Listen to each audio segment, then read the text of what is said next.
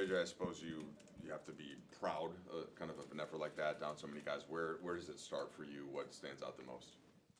Um, I would just say our mentality.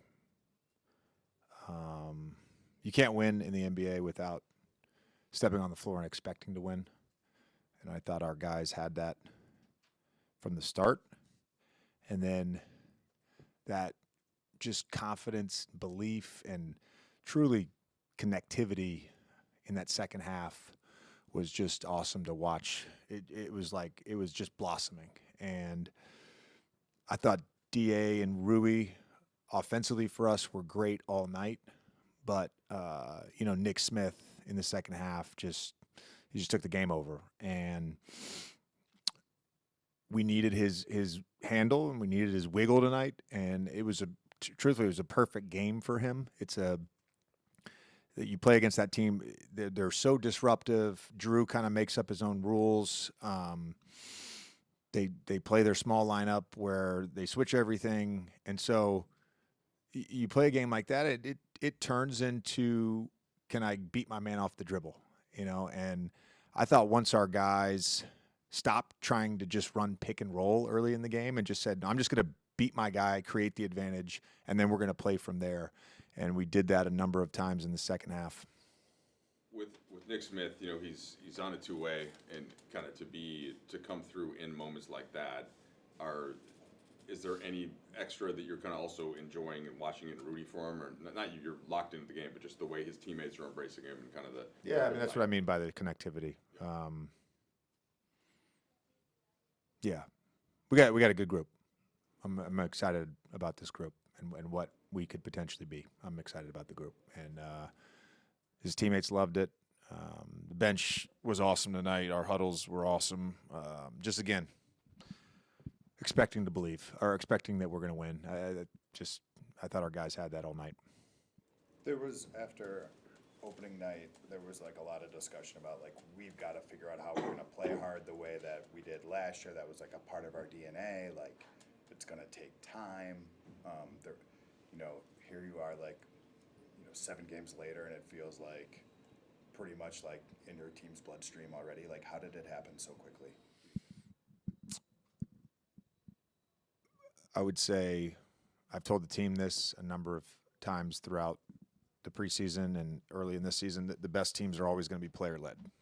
And so those guys holding each other to that, that's why I say like those huddles, the communication on the court, all those small interactions, they're really valuable. And the guys are holding each other accountable to that. And then as a coaching staff, you have to get buy-in to that, and our guys are bought in. I think we talk about it as a group all the time. Like you can't win in this league unless you play hard. It's impossible now. And these guys have just been awesome for the last 7 games. There's a certain amount of offensive sacrifice that just comes into like having to play in this league, and like the good shots are threes and layups traditionally, but like you've got guys on your team like Rui Hachimura is a really good mid-range shooter. He doesn't miss from the mid-range. DeAndre Ayton's a post-up player sometimes. Yeah. Like it felt like tonight, like all like the bad shots were good shots for your group.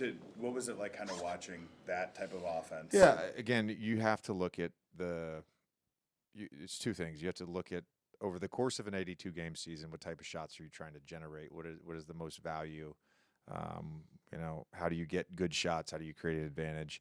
And then on a night like tonight, how do we put the ball in the basket? How do we get a shot up? How do we run something that's in the semblance of organization? And the guys just for the last 3 quarters did that at a really high level. You guys were in a very similar position exactly a week ago. Where did you see the biggest difference defensively from your group from last Monday to today? They got a lot of the same stuff. They 15 offensive rebounds and 26 second chance points. So I guess a little bit better. I thought overall, though, just outside of a few personnel things, Grant, getting to his left hand for an and one in the first half.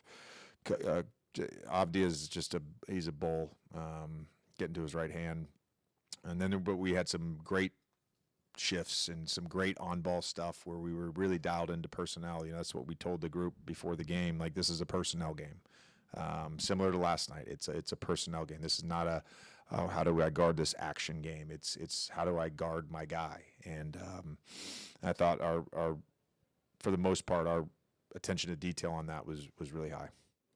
DeAndre said last week when you guys played Sacramento, he was really inspired by what you said pregame when you guys were a little bit shorthanded, and to him he felt like you guys weren't shorthanded at all.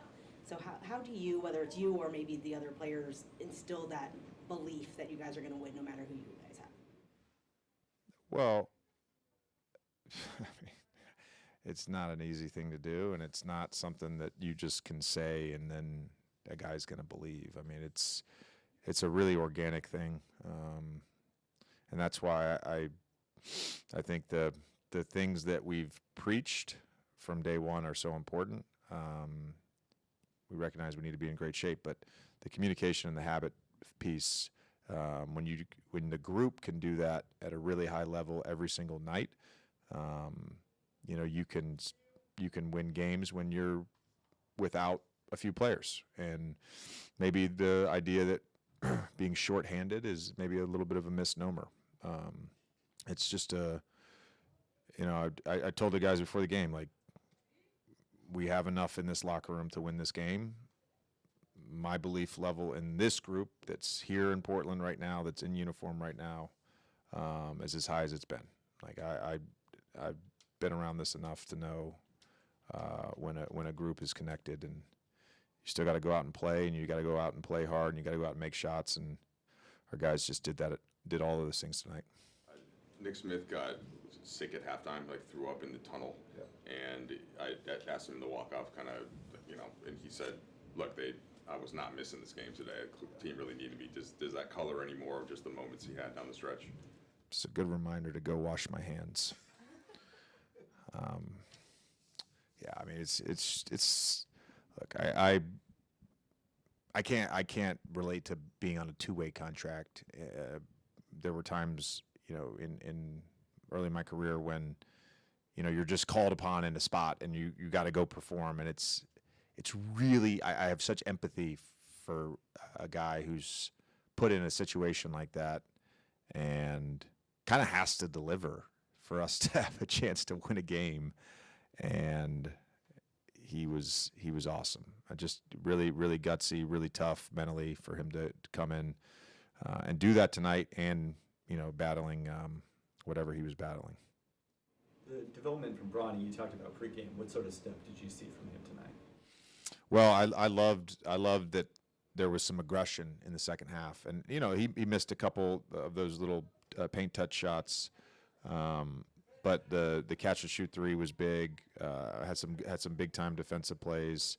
Him and Nick coming off the bench ended up with, between them, 12 assists and 3 turnovers, playing, whatever. I'm terrible at math. 47 minutes tonight. That's awesome against that team. That's awesome. Thanks, Coach.